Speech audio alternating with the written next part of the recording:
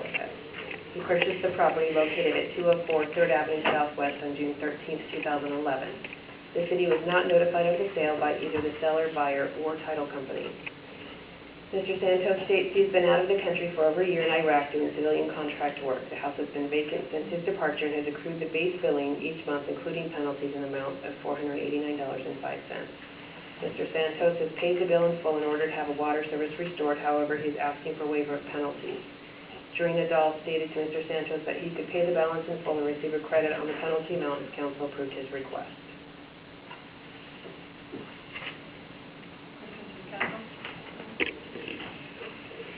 Councilmember Hosty? He's a contractor in Iraq. He should be making enough money.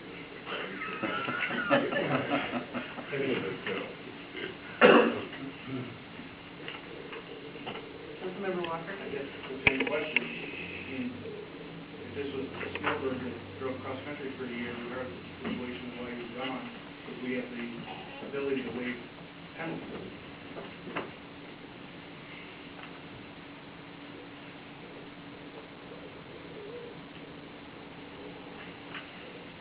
That was for the attorney. The city can waive the penalties if it is discretion and decides to do so. So what's your recommendation in this case? Well, without any city involvement that would cause him to be behind lack of notification or anything of that nature, I would recommend that they not waive the penalties.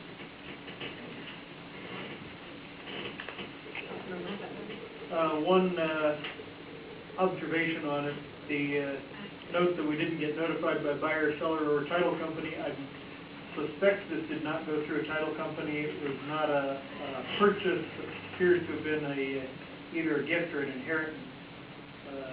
The partial interest, love, and affection gift is the sale type and no sale price. So I imagine that's why we got no notice and nobody checked on the utilities at the time, was it was not a standard real estate sale. So probably nobody even updated us on the billing at the time. There you have it. See what happens when you inherit well.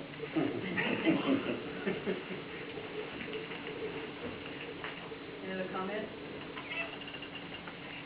Council's pleasure. Vote on it. Okay.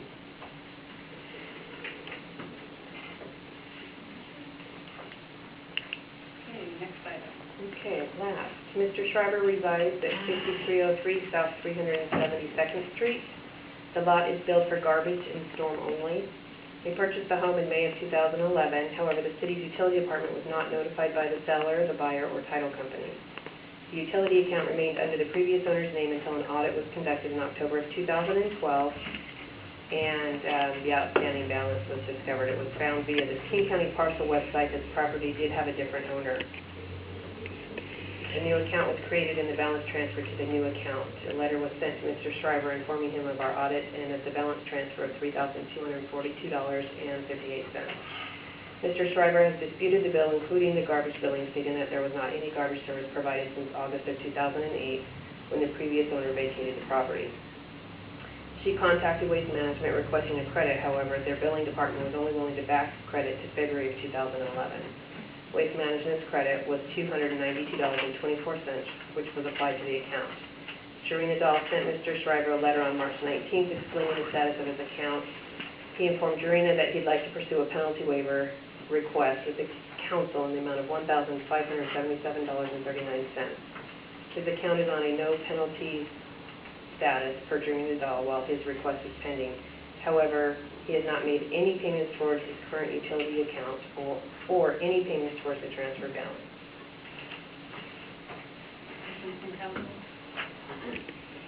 In part, that's pretty smart because we didn't have a lien process in place when the house was acquired.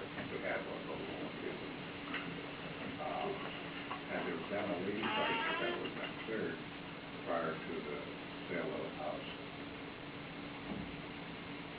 Did you know about Councilmember Richmond? But that doesn't, I mean, the lien process helps ensure that the city gets the funds that it's owed, but the fact that we didn't have a lien process doesn't relieve the property owner of the responsibility to pay the bill, either the old one that ran up the bill or the new one that is doing it. I mean, But had you known about the bill, you might not have purchased the property. yeah, I mean, that also, I think, goes back to my same point, a responsible homeowner or a home purchaser, or any property purchaser would do a title search again, and call the local city hall and say, hey, thinking about buying this property. And when you don't do that, you run into situations like these. We don't have on this one the part of the property record that shows when and how it transferred.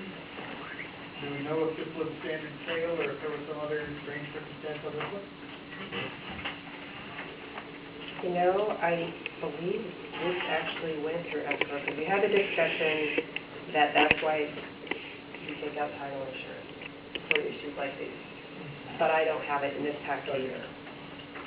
But then I believe that there were one of the three, so it has to be this one that had title insurance.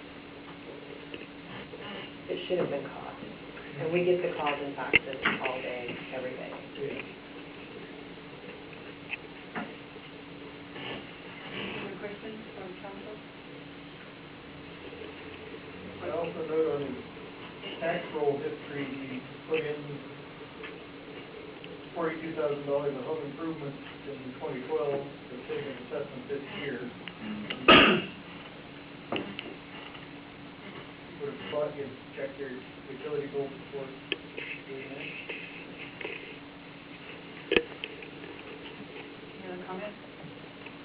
Councilmember McMahon? Well, and I'd also say that, I mean, the fact that you don't put your can out doesn't mean that you're not getting garbage to it.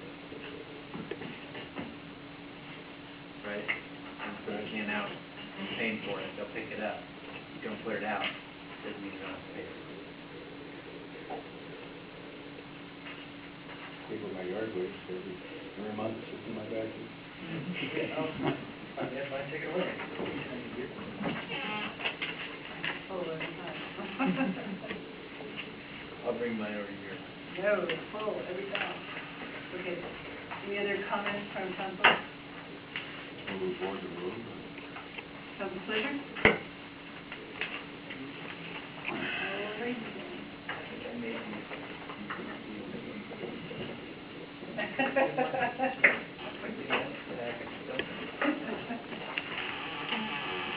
Okay, so, let's just continue on to the things that we had before we go back. So the next item on the agenda is the discussion that Gary had brought up regarding Chrismont and